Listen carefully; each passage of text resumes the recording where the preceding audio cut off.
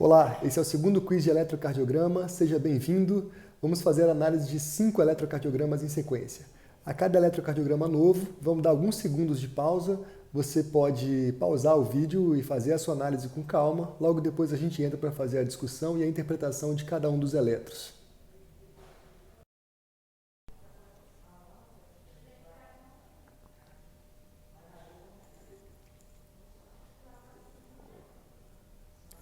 Nesse eletro temos o ritmo sinusal, uma alteração inespecífica da repolarização ventricular, que é caracterizada pela onda T negativa em V5 e V6, uma alteração inespecífica, pode sugerir isquemia miocárdica ou não, ela é bastante inespecífica. Lembre que quanto mais alterações morfológicas importantes da onda T, mais suspeita de isquemia eu vou ter.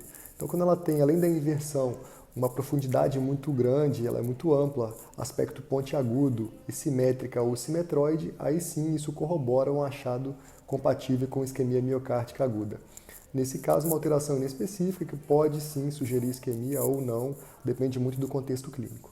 Chama atenção também a alteração do eixo elétrico cardíaco, né? O QRS tem polaridade predominantemente negativa nas derivações inferiores, D2, D3 e AVF. Como a despolarização cardíaca começa no nó sinusal e caminha, portanto, da direita para a esquerda e de cima para baixo, esperaríamos um QRS predominantemente positivo nas derivações da parede inferior. Então, eu tenho um eixo desviado para cima e para a esquerda, está no quadrante superior esquerdo.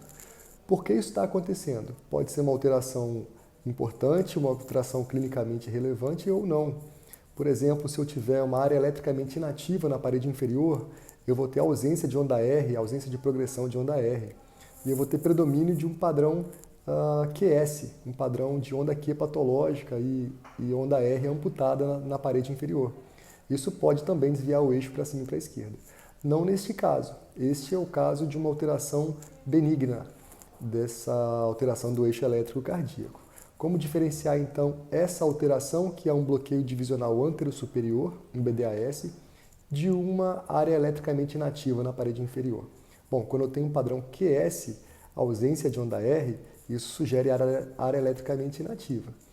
Nesse caso, eu tenho uma onda R, mesmo que pequena, ou às vezes até muito pequena, chamada de onda R embrionária, ela pode estar presente. Eu tenho o padrão de R pequena, R minúscula, e S grande, S maiúscula.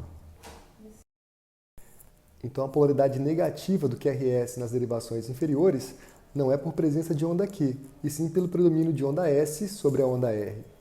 Então, eu tenho, além dessa onda S grande maior do que onda R em D2, D3 e AVF, percebam que eu tenho em D1 e AVL uma pequena onda Q não patológica, que corresponde também à mesma alteração de eixo que eu encontro nas derivações da parede inferior.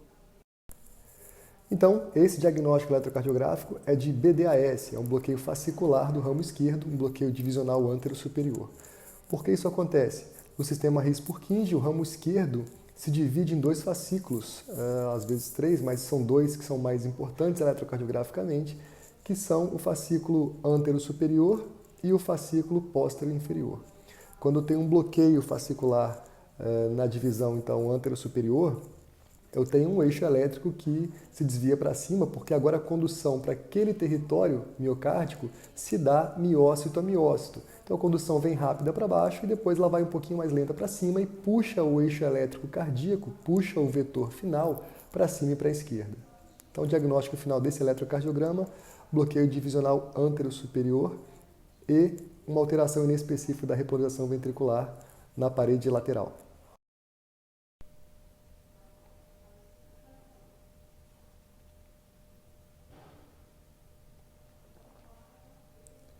Nesse eletrocardiograma, eu tenho uma taquicardia de QRS estreito, regular, e com ausência de onda P sinusal antes de cada QRS.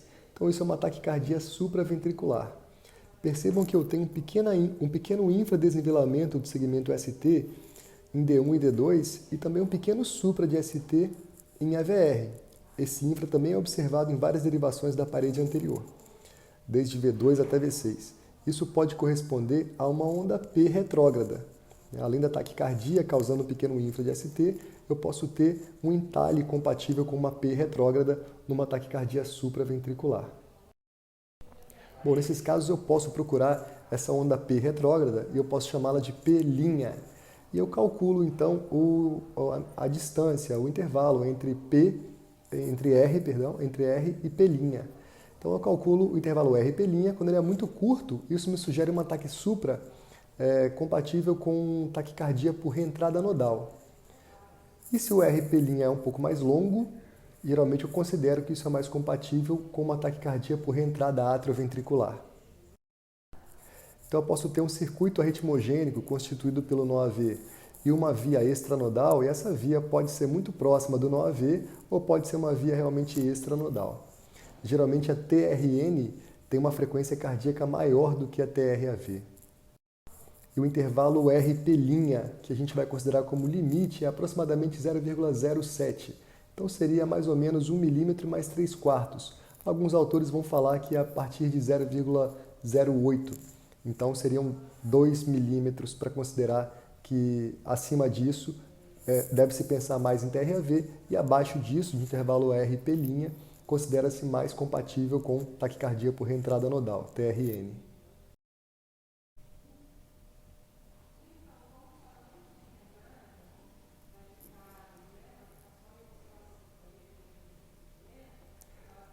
Esse é um eletrocardiograma em ritmo sinusal e eu observo a baixa voltagem difusa. É um paciente portador de DPOC, portanto isso aumenta a distância entre a superfície corpórea e o coração, então reduz a amplitude dos fenômenos eletrocardiográficos. Além disso, eu observo uma ausência de onda R de V1 até V4, então eu tenho uma área eletricamente inativa na parede anterociptal, o que é correspondente a um infarto prévio nesse território. Eu tenho uma onda R praticamente amputada, ela deveria progredir gradualmente nessas derivações da parede anterior, de V1 até V6. Além disso, eu tenho uma onda T negativa, ela faz parte, ela acompanha a polaridade do QRS nessa área eletricamente inativa. Então, esse eletro é compatível com ritmo sinusal, baixa voltagem difusa e área eletricamente inativa na parede anterociptal.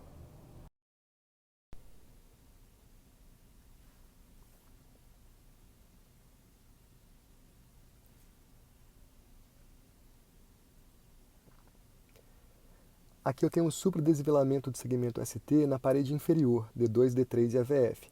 Então eu tenho um infarto com supra de ST de parede inferior com acometimento de ventrículo direito.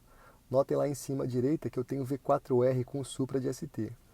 Então, na presença de infarto com supra de ST de parede inferior, eu devo fazer algumas derivações não usuais, num segundo eletrocardiograma, fazendo V3R e V4R, que nada mais é do que o espelhamento de V3 e V4 para o lado direito do tórax, e aí eu tenho V3R e V4R. São essas derivações que vão me mostrar se há ou não acometimento de VD. Às vezes eu posso ter VD clínico, VD pelo quadro clínico, eu posso ter um paciente com quadro compatível com acometimento de VD. Isso pode não aparecer no eletrocardiograma V3R e V4R, porque às vezes o aparecimento desse supra de ST nessas derivações é rápido, ele pode já ter desaparecido. Eu posso também fazer V7 e V8, derivações posteriores, para procurar acometimento da parede dorsal, que significaria uma extensão maior do infarto com supra de ST. Então aqui o diagnóstico final é infarto com supra de ST de parede inferior com acometimento de VD, e nesse caso a coronária direita deve ser a culpada. Geralmente é ela quem emite o ramo que irriga o ventrículo direito. E para corroborar isso eletrocardiograficamente, eu tenho que o supra de D3 é maior que o supra de D2, eu também tenho um infra de ST maior que 1 milímetro em D1, tudo isso é compatível com coronária direita culpada e não artéria circunflexa culpada. E ainda eu tenho um supra de ST em V1, o que também corrobora a hipótese de coronária direita culpada. Um último critério para diferenciação entre esses dois vasos culpados, no caso de um infarto com supra de ST de parede inferior, é o somatório de amplitude de supra de ST de D2, D3 e AVF em comparação com o somatório de amplitude de infra de ST de V1, V2 e V3. Quando eu tenho soma de supra de D2, D3 e AVF maior do que 1 em comparação com o infra de ST somado de V1, V2 e V3, quando eu faço essa relação entre essa soma de supra e soma de infra, então um sobre o outro, um número somado sobre o outro número somado, maior do que 1, então eu tenho mais supra em parede inferior do que infra em V1 até V3, e isso corrobora também o achado de coronária direita culpada.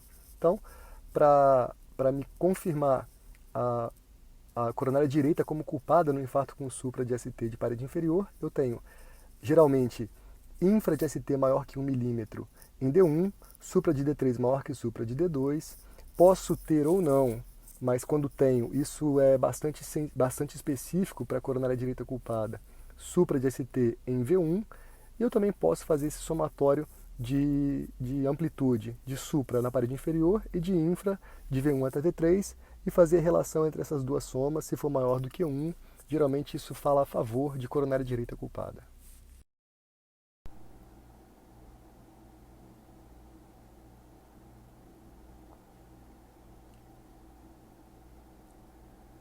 Esse é mais um caso de um infarto com supra de ST de parede inferior e também tendo a coronária direita como artéria culpada pelo infarto. A gente vê o supra de ST em D2, D3 EVF e vê um supra de D3 maior do que o supra de D2, vê um infra de ST maior que 1 milímetro em D1 e vê um infra de ST em V1, V2 e V3, cuja soma é menor do que o supra de ST somados de D2, D3 EVF. Então, mais um infarto com supra, tendo como artéria coronária culpada a coronária direita, como é a maioria dos infartos com supra de parede inferior.